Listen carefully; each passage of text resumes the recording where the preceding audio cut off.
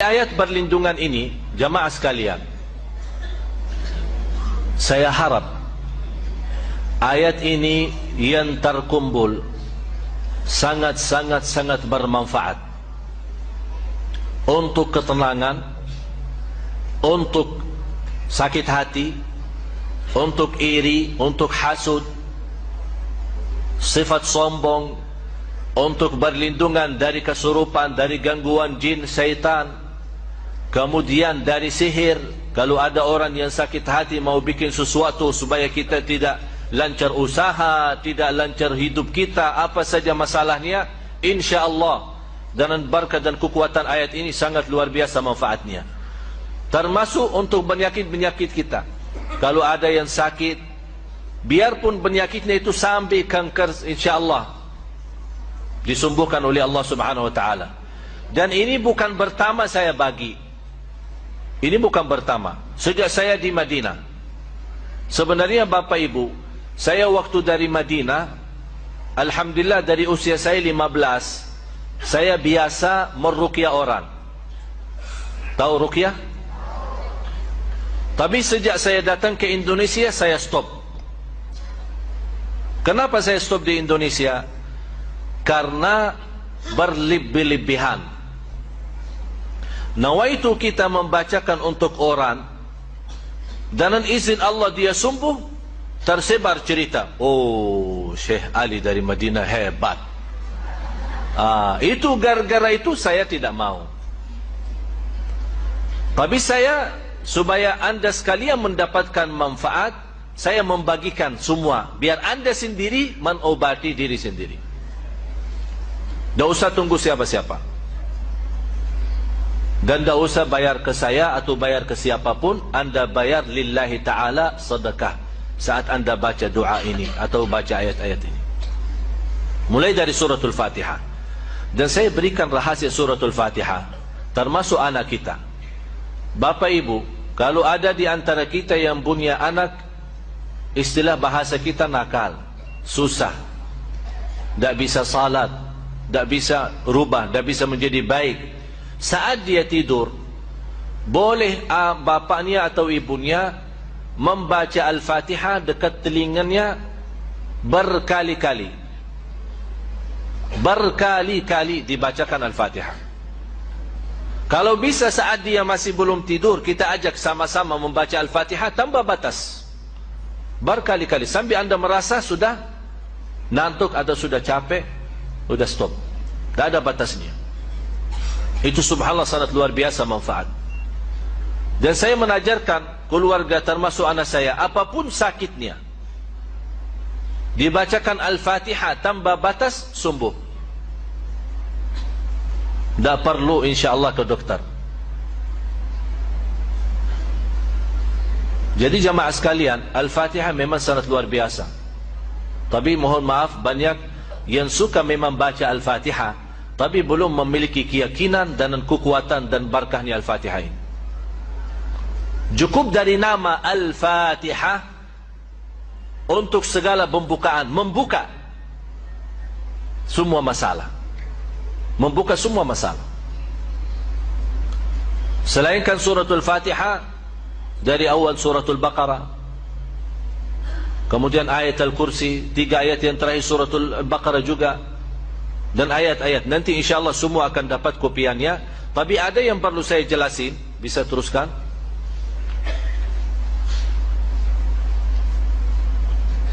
Ini 5 ayat suratul Baqarah. Terus suratul Baqarah masih ayat 20. Termasuk ini ayat khusus untuk hasud. Tapi tidak bisa, istilahnya tidak bisa hanya mengambil satu-satu. Diusahakan dibawa ayatnya semua. Dan tidak harus setiap hari. Kalau anda melihat, terlalu banyak ayatnya, nanti membuat malas, tidak usah setiap hari. Dia bisa seminggu sekali, setiap 3 hari sekali. Artinya diusahakan rajin. Jangan sampai tertinggal lama tidak baca. Sudah jelas? Terus ini juga ini untuk menolak hasudnya orang. Kalau kita punya usaha, ada orang yang suka iri atau suka hasud kita, InsyaAllah ayat 20 sama ayat 69 akan melindungi kita dari hasudnya orang. Terus ini juga termasuk untuk hasud. Jadi 3 ayat, 20, 69 sama 109. Ini semua ayat khusus untuk menolak hasudnya orang terhadap kita. Hasudnya terhadap hidup kita, bahagia kita di rumah tangga, usaha kita, apapun yang terkait dalam kehidupan kita sehari-hari. Terus ini ayat Al-Kursi sama ayat selanjutnya. Terus lagi. Teruskan. Ini semua ayat-ayat masih di suratul Baqarah. Tapi yang penting saya mau akan jelaskan cara-cara untuk memakai, bagaimana cara berobat, menobati diri sendiri atau menobati orang lain. Artinya orang lain ya, anak kita, suami kita, istri kita. Udah mau azan ya, jangan kemana-mana, sesaat lagi kita kembali.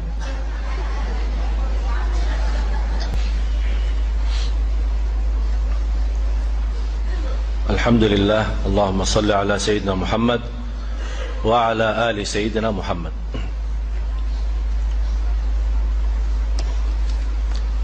Ya, terus ini juga termasuk ayat melindungi kita dari hasud, surat An-Nisa 54.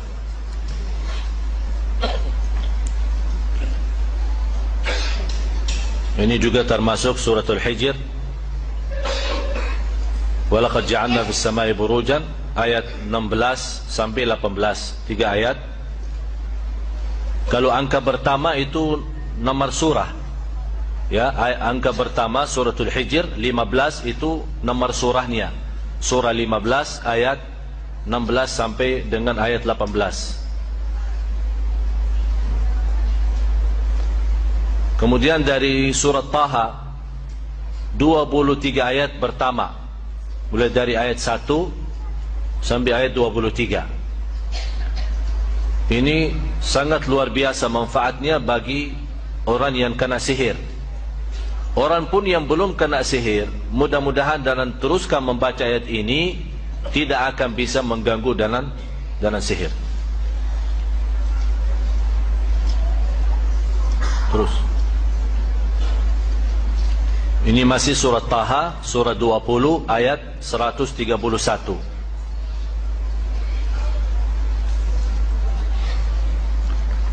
Kemudian surat As-Saffat mulai dari ayat 1 sampai ayat 10. Terutama surat As-Saffat ini termasuk sangat bagus untuk orang-orang yang kena kesurupan atau kena gangguan jin, syaitan. Dan termasuk orang yang sering baca 10 ayat ini, InsyaAllah sangat membantu menghilangkan was-was. Ada orang suka selalu was-was. Artinya suka was-was, ya kadang salat suka was-was, ini salat rakaat yang ketiga atau 4. Kadang-kadang dalam salatnya apakah suka baca Al-Fatihah atau belum. Kadang-kadang was-wasnya apakah sudah baca Qul Hu belum. Kadang-kadang saking was-was dalam ruku' malah baca Subhan Rabbiyal A'la, dalam sujud terbalik Subhan Rabbiyal Azim, karena dia tidak mensadarkan salatnya, ya terbalik doa-doa ini. InsyaAllah dalam membawa ayat-ayat ini akan dilindungi Allah dari rasa was-was.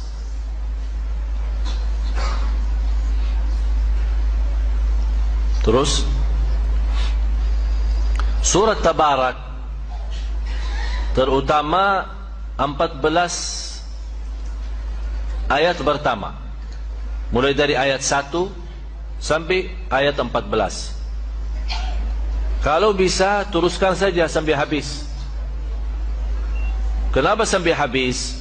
Karena 14 ini memang untuk melindungi kita dari godaan, termasuk godaan hawa nafsu, termasuk juga dari hasud, dari sakit hati orang, dari iri, dari sihir, dari gangguan jin syaitan.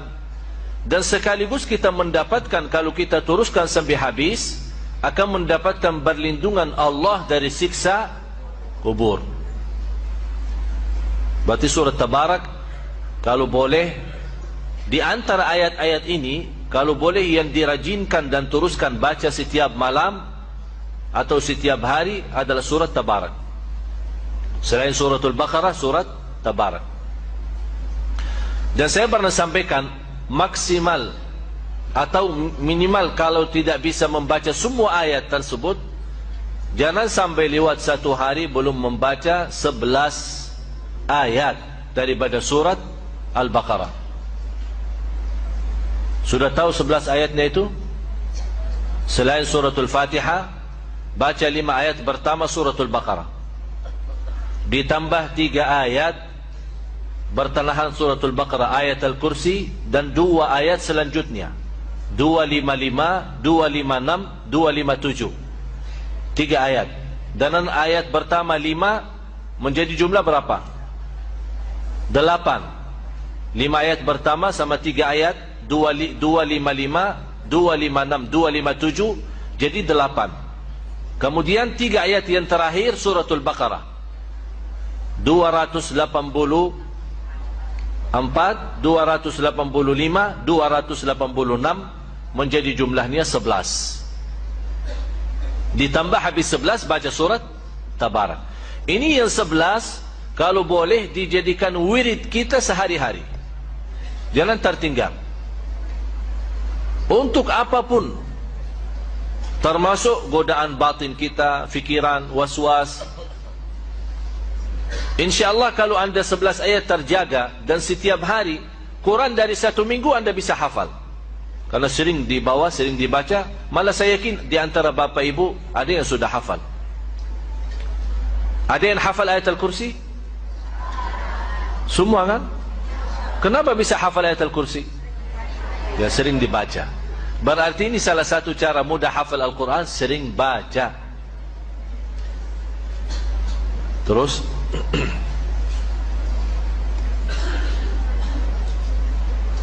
ini suratul Qalam.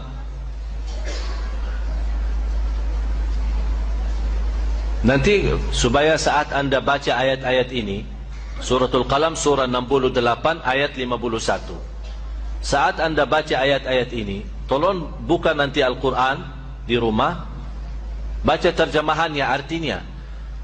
Kenapa? Supaya saat anda baca ayat ini, anda bisa mengerti maksud daripada ayat ini, memahami isinya, supaya anda saat baca merasa bagaimana berkahnya ayat dan kekuatan ayat ini untuk bermanfaat bagi kita, lahir maupun batin. Nah, terus surah At-Taubah, surah ke-9 ayat 14 sama 15. Terus ini semua ayat yang saya jelaskan ini semua ada di kopiannya ya. Tinggal insyaAllah semua mudah-mudahan dapat. Terus ada yang sudah dapat? Kayak ini ada sebagian dapat sana. Ya udah nanti. Ya nanti diatur habis salat insyaallah masing-masing dapat. Ada hampir 1000. Mudah-mudahan yang tidak dapat kali ini insyaallah jangan khawatir. Insyaallah kita hari Jumat subuh kita ketemu lagi, insyaallah dapat insyaallah.